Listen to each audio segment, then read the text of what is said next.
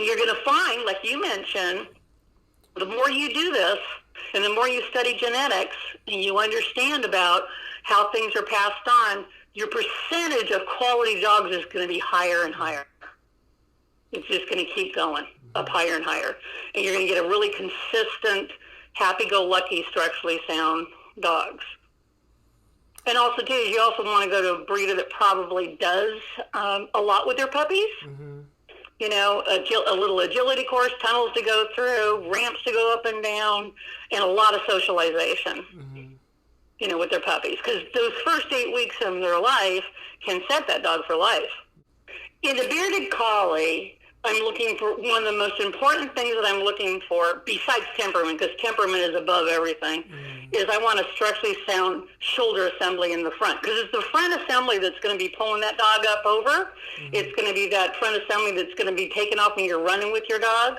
And I want a strong rear, and I want a good body length and nice long rib cage, because that's going to be lung capacity for them to hold out when they're out there.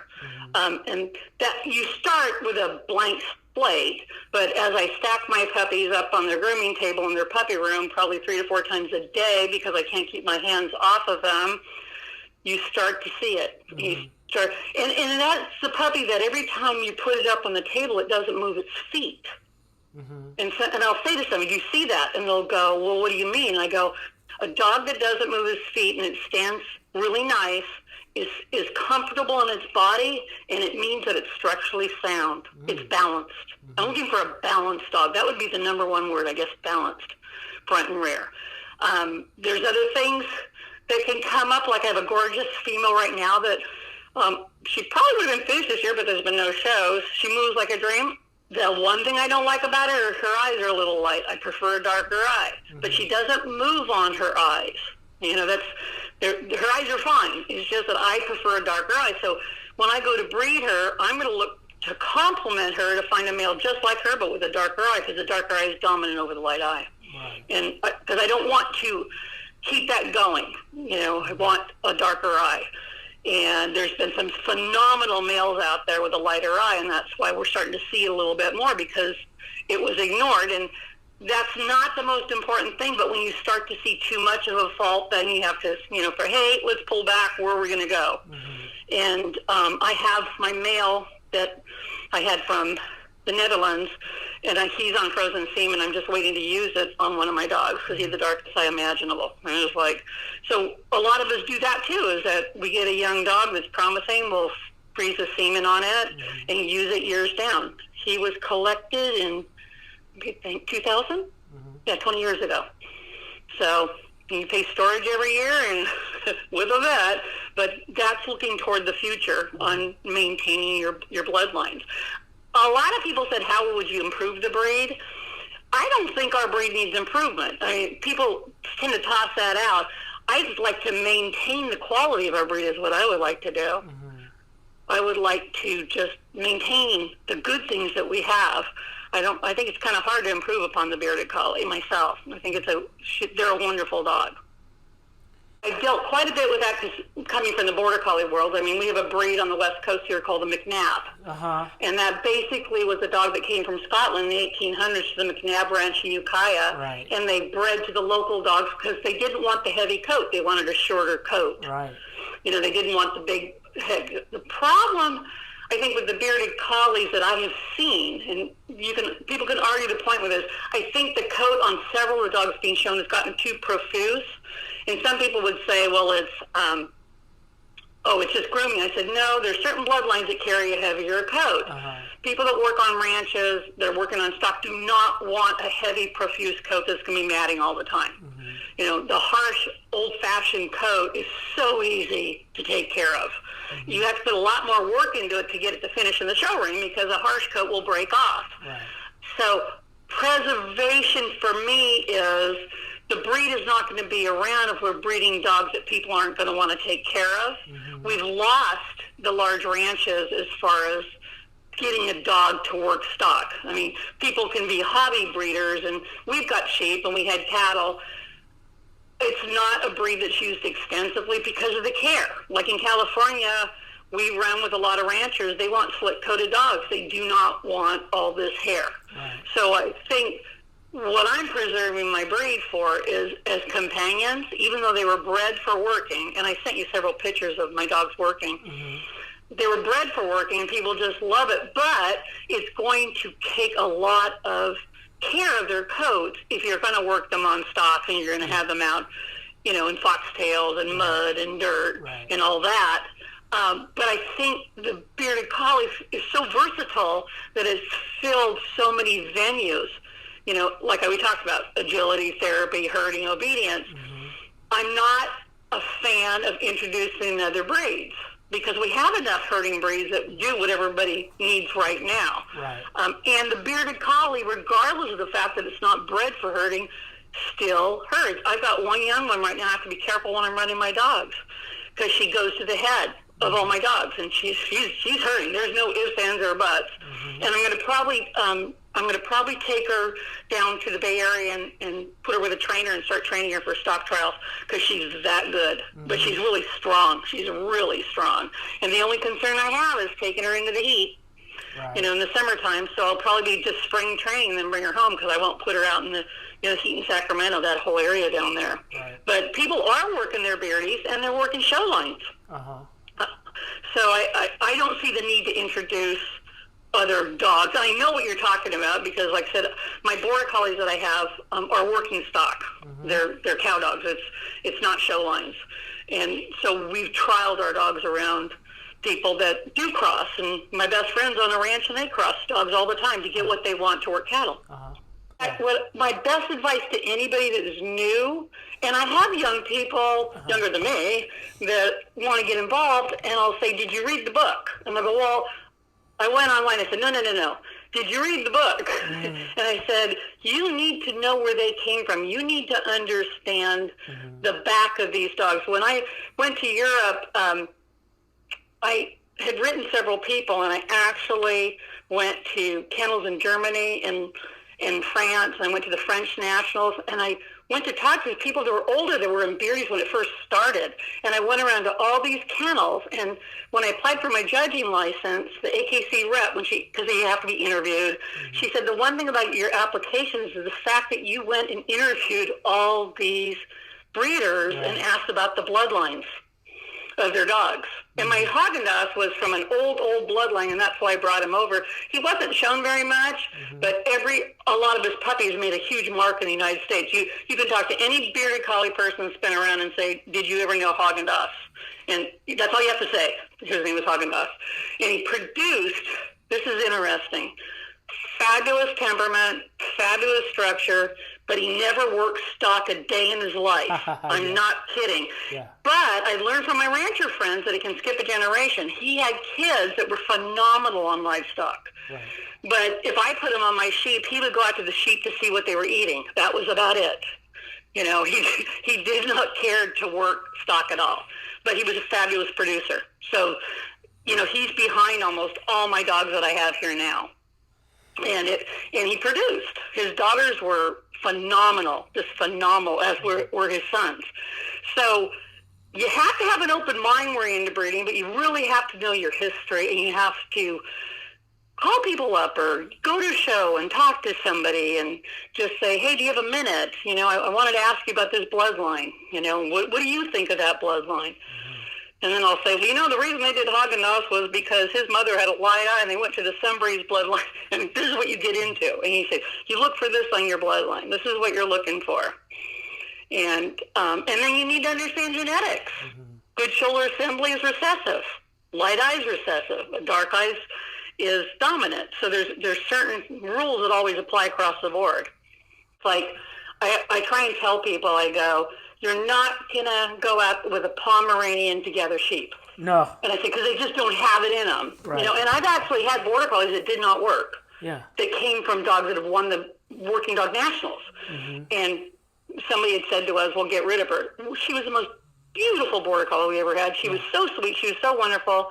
And I said to my husband, I said, you know what? She's got it behind her. And I said, there's that really nice dog from Texas that's down in Monterey. We're going to breed her to Rudy. Well, she went on to produce the most phenomenal working dogs. and she never worked a day in her life. So the genetics is behind those dogs, and it comes up. All of a sudden it pops up, and you see it. The problem we have is we don't have the work for these dogs that they had, that they were bred for. Yeah. So do you tone down the genetics? Uh-huh. I just got a bearded collie back that I co-bred with another breeder, Patty, wonderful gal, and she owed me a puppy. And it was out of a dog that I sold. It was a phenomenal working dog. And it was last year, and she said, oh, she's the only black female. I really want to keep her. I'm getting a little too old. Do you mind if you don't take her? And I said, not a problem.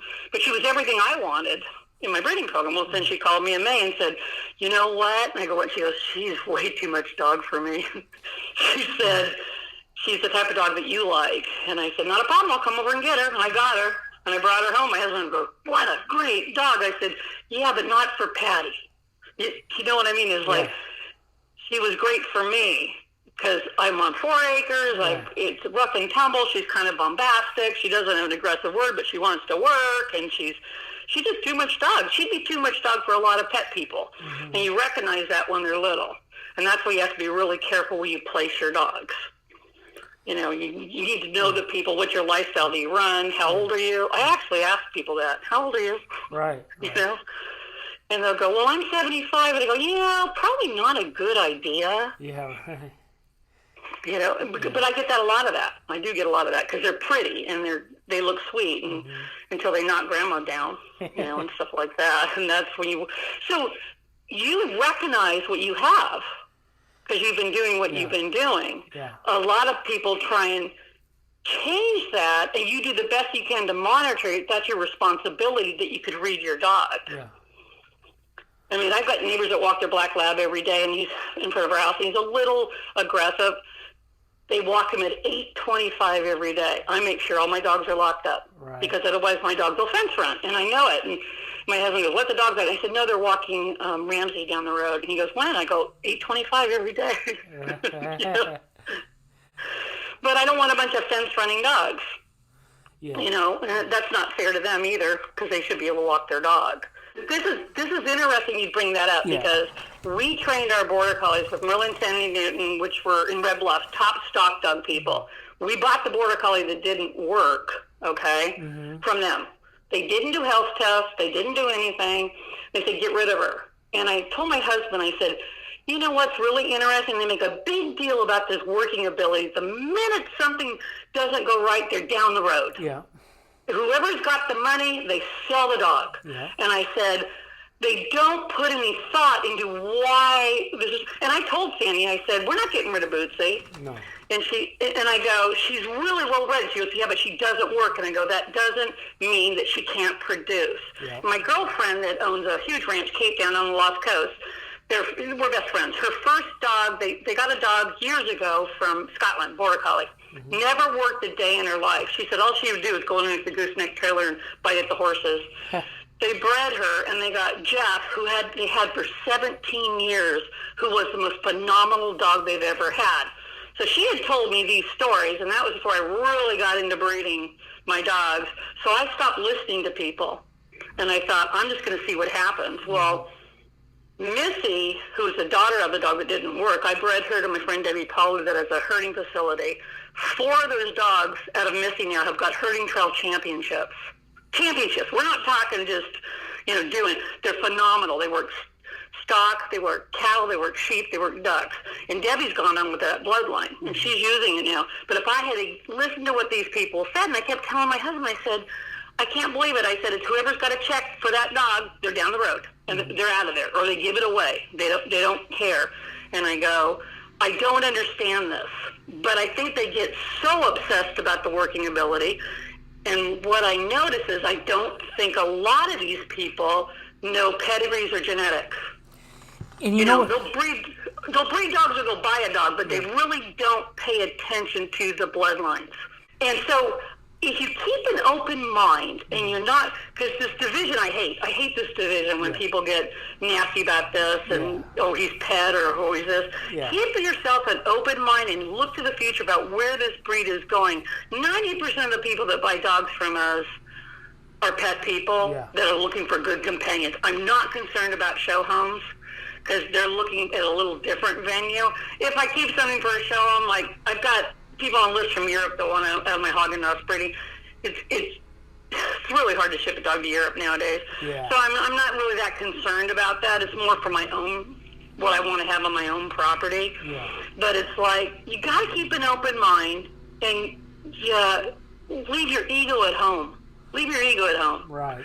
Because you may see a dog that you absolutely love and you can't stand the owner and you've gotten a verbal altercation, like you said, you know, bite your tongue. Yeah.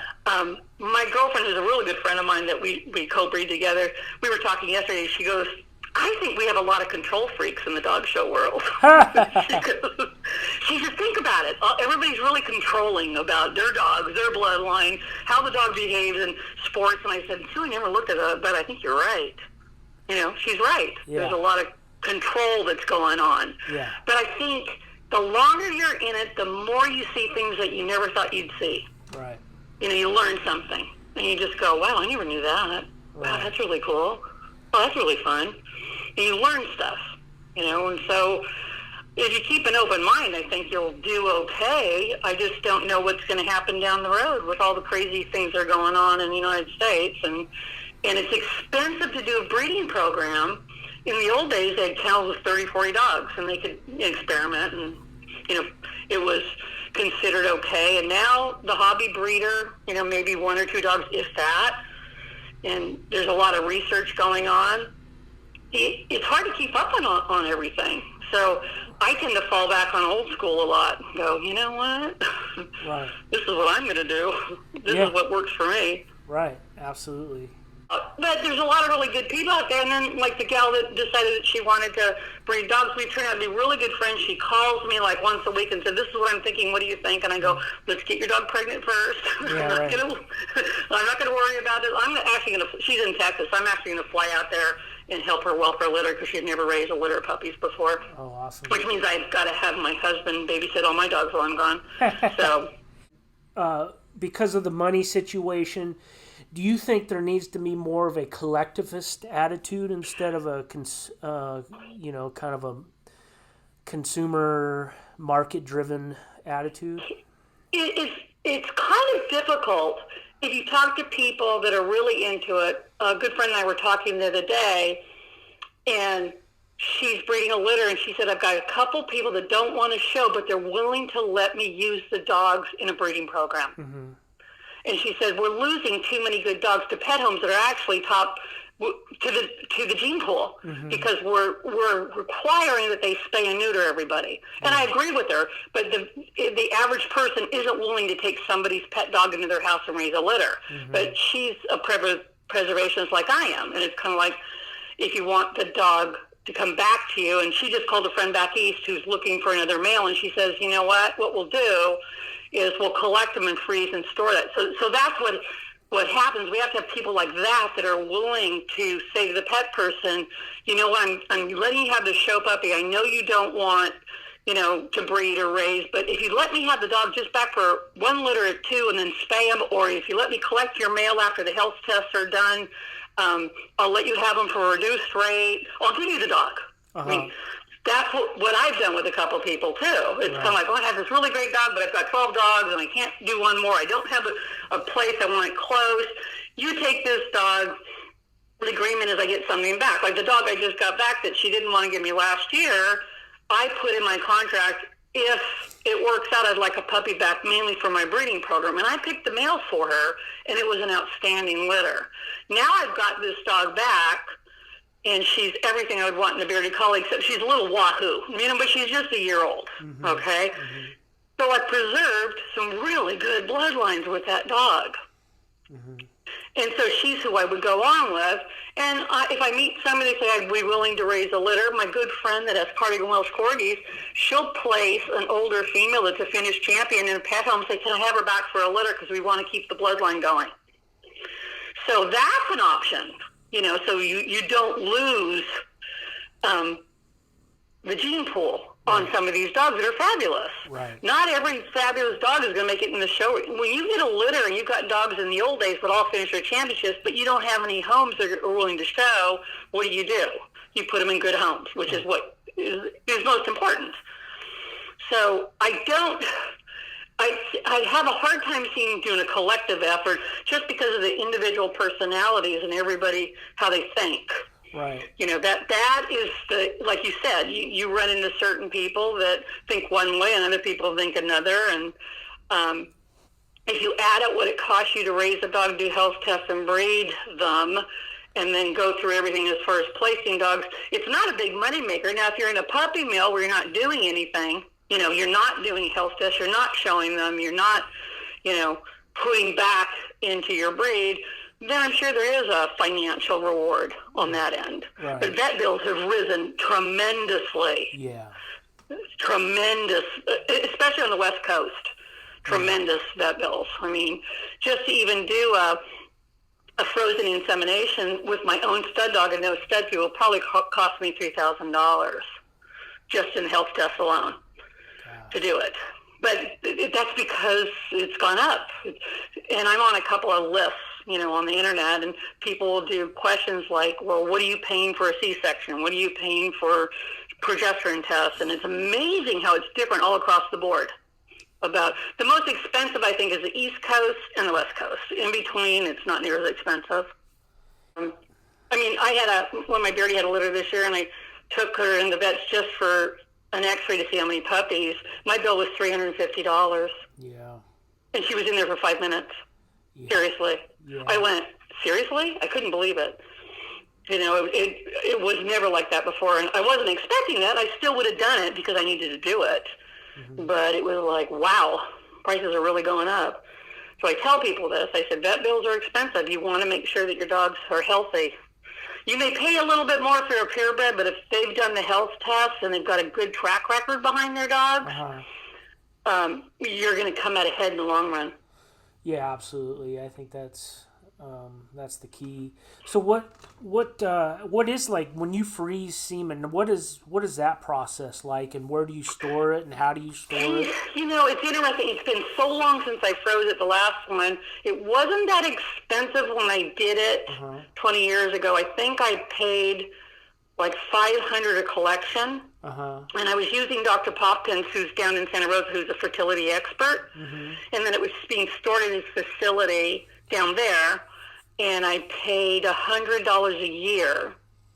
And he just sold the practice, and he moved all the semen over to Grass Valley, so it's a new place over there, and I think it went up to like $120 a year. So it adds up, during the year, as the years go by. Right. And so that's usually what it costs, but it also varies depending on where you're going and who you're dealing with. One of the top fertility experts is in Ohio, Dr. Hutchison. And a lot of people have semen stored there.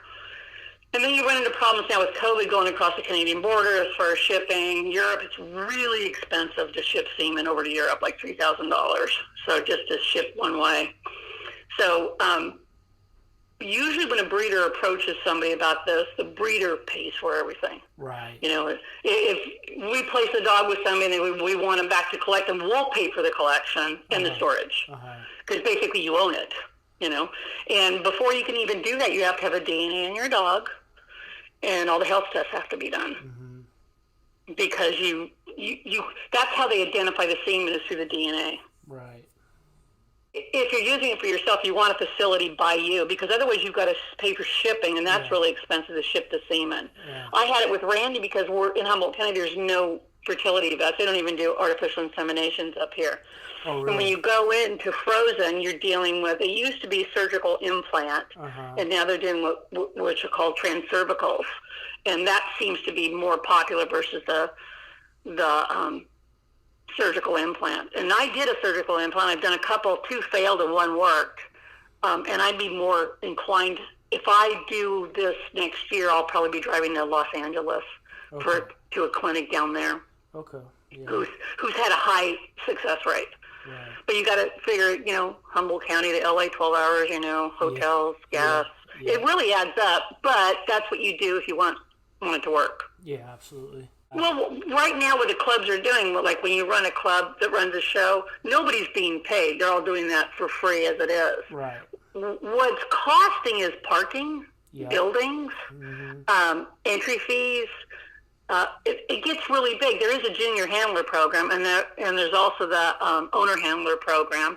But I don't think, unless they come from a family that does competition, or be it cattle, rabbits, rodeo, they're not unless they're inclined.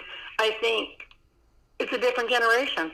I think it's a different generation. I don't know how you bring it up unless you maybe drop the fees for juniors more, or you drop the fees. It used to be puppy classes were, less expensive. Well, just to walk in the ring for 2 minutes is $37 now. So, I mean, it adds up. Yeah. And then you got to factor everything in. I don't know. I don't know what the answer is. I really don't. I think, and also too, is with all these other sports coming in, people would rather spend their money going to an agility trial than going to a dog show. Right. Yeah, it's more fun. It's like I said about the dock diving. There's a lot of other venues that I think are more fun for the kids, unless they're a die-hard breeder wanting to do that, like I was. As a kid growing up, that's all I ever wanted to do. And there was a lot of people like me that wanted to do that. But when you're at the dog show and you realize that you're one of the young ones, you're just like, oh no, oh my goodness. Right. I don't have the answer. I don't know what it is. And also, too, if you think about it, they're from a family of showing dogs. Maybe they don't want to show dogs, because that's what they grew up doing. Right. They want to go out and do their own thing. Yeah. So I think everybody has to find it. I don't know what the future is going to be. I think there'll always be dog shows, but it may end up being mixed breed shows. The whole point is about breeding, and there is an anti-breeding, agenda. Adopt, don't shop, and so that's, it's almost like you're bad if you buy a purebred dog, which is really sad, because all the dogs are good. You just have to find what works for you. The difference in a purebred dog versus, say, a crossbred is that you have more knowledge on what that dog's personality, coat, environment, health is going to be like to fit your needs. There's somebody posted a joke on Facebook the other day, and I laughed. It was a guy going to a trainer, and he says, I'm having a real hard problem with my dog. He pulls me, and then if he's off leash when we're running, he goes in the woods and chases wildlife. And the guy says, well, what is your dog? And he goes, well, the mom's a Siberian Husky and the dad's a red-bone coonhound. And he said, so you bred two dogs together, one that drags you and one that hunts wildlife. Yeah. And he said, yeah. And he goes, well, how do I stop it? And he goes, you have what you have. This is what was bred. Yeah. And it is what what they're, like I tell people, if you don't want a dog to pull, don't get a Siberian Husky or a Malamute. Yeah. Because that's what they're going to do. If you don't want a dog to herd, don't get a Corgi or a lot of the herding breeds, or don't go to working lines, strong working lines, because that's all you'll have is the working ability. And see, I've been around some fabulous ones, and what people don't understand about Germany, when I got my dog Haagen-Dazs, he was from a male in Germany, and I looked at the pedigree and I said, since I'm familiar to the breeder, I go, the grandmother is a Shih Tzu 3, and this is a bearded collie pedigree. Yeah. She goes, oh, everybody does Shih Tzu in Germany. Yeah. And she says, but you can't do Shih Tzu if you have a solid dog. And so I would, when DOS is being used, people would say to me, what's the SCH for? And I go, Crystal Para did Shih Tzus with Dickens. She has Shih Tzu 3 and a Shih Tzu 2 and another dog. And when I visited her in Germany, she pulled her sleeve out and showed me the dogs doing Shih Tzu. She said and I'm like going, it opened my eyes to the fact that here I have a bearded collie pedigree with Shih Tzu behind it. Right. I mean, it's like going, oh my goodness, because these people are open. And when I mentioned poodles to my sister, because she was looking for a dog on the East Coast, I said, Monica, look at the standard poodle. And she says, oh my God, I know what a poodle. I said, you just need to understand about the breed. You can't get a more solid dog if you get from a good breed. They're fabulous dogs. And she ended up getting some dogs in the Humane Society that has issues with children, issues with people. And I said, Monica, why didn't you look at poodles? I didn't want a foo-foo dog. I go, they're not foo-foo dogs. Do you know that there was a team of poodles? I don't know if they competed in the Iditarod. I may be wrong. I read an article or it was just one of the big races up by Nome, but I'm pretty sure they didn't finish the Iditarod, but they competed, a team of poodles. Right. I mean, they can do anything, that breed can. And probably the only reason I didn't get involved in them is the severe scissoring and trimming for the breed ring. Yeah. You know, there's so much of that you have to do a poodle. Yeah. And I've been mentored in poodles by a friend of mine who's a judge for poodles, and we sat across the poodle ring watching poodles all day. I mean, just fabulous dogs. Yeah, so, I mean, if he says that, it's true, trust me, especially if he's German, because the Germans are very strict about their dogs. Yeah, absolutely. So this is also really fascinating to me. Is what was the process of you becoming a judge? It's pretty involved. You can go to the AKC and you can download there. It actually has the instructions on what is required to be a judge, the minimum requirements of it. And I can't remember, because I'm also a judge for Corgis. You have to do so many assignments as a ring steward. You have to list how many litters you've bred, how many champions you've raised, and then how many sweepstakes you've judged, and which is what's put on by the National Club. There's a bare minimum of what you have to do. And then you have to write an essay, and then once you get interviewed by the AKC, they look at your paperwork to see if you've done at least the minimum. Then they'll approve you to be what's called provisional. And once you're provisional, when you go to a show, you're watched by an AKC representative, a rep. It's called a rep. And they watch you, and then they talk to you before you judge, and they talk to you after you judge, and they tell you what they like about your judging and what they don't like about your judging, and what they would recommend that you do, you know, and how you improve. And you have to go through at least 3 AKC provisional assignments. That's why if you look up people entering shows, it'll say next to the judge provisional, which means that they're being watched by the AKC, and it's very, so you have to pass, you know, before, and if they don't feel you're ready, they won't pass you on to be a judge. Once you are provisional and you fill the requirements, and after that, you're allowed to, like, say I applied for bearded collies, and then after that, you're allowed to do one-on-one, which means I applied for Corgis, and then the rep said you could apply, Kathy, for up to 6 breeds because of you're attending seminars and you're attending workshops, and like when I go to the nationals, I'm on the judges' education committee, and so what'll happen is if I'm not showing a dog that day, I sit with the prospective judges and I will mentor them on the breed all day long. We'll sit ringside and they'll ask me questions.